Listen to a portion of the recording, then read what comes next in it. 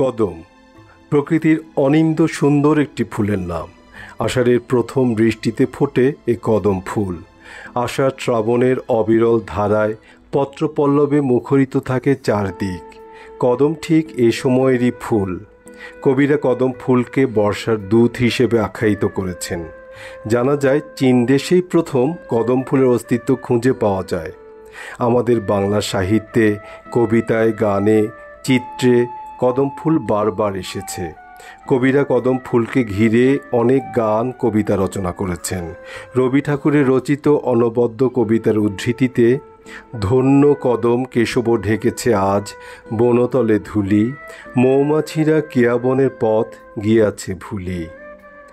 বর্ষার কদম নিয়ে প্রিয় কবি কাজী নজরুল ইসলামের নন্দিত লেখা রিম ঝিমঝিম রিম ঝিমঝিম নামিল দেয়া, দেখি শিহরে কদম বিদরে কেয়া।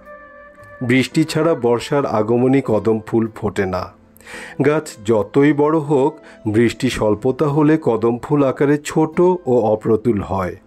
ফুল বড় বা বেশি ফোটার জন্য বিশেষ কোনো ধরনের সার কিংবা যত্নের প্রয়োজন হয় না। রাধাকৃষ্ণের বিখ্যাত প্রেম সঙ্গীতে আছে, প্রাণসখীরে ওই শোন কদম্বতলে বংশী বাজায় কে।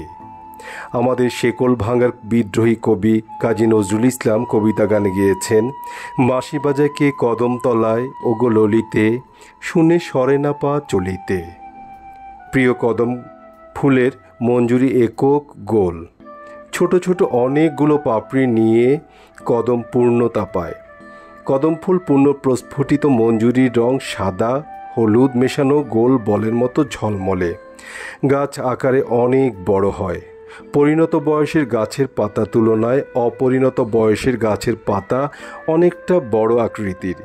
বিশাল এই গাছটির কাঠ খুবই নরম প্রকৃতির বিধায় কদম গাছ দিয়ে কোনো ব্যবহারিক ফার্নিচার তৈরি করা যায় না। তবে হ্যাঁ, জ্বালানি হিসেবে ব্যবহার করা যায়। তাছাড়া এই কাঠ দিয়াশলাই শিল্পে অনধিক ব্যবহার হয়। কদম গাছ আবার ভেষজ গুণসম্পন্ন। বাকলের রস জ্বরের জন্য খুব উপকারী। পাতার রস ছোটদের কৃমিনাশক হিসেবে খাওয়ানো হয়। বাকল ও পাতা ব্যথানাশক। তাছাড়া মুখের ঘায়ে কদমের পাতার রস নাকি খুব উপকারী ওষুধ।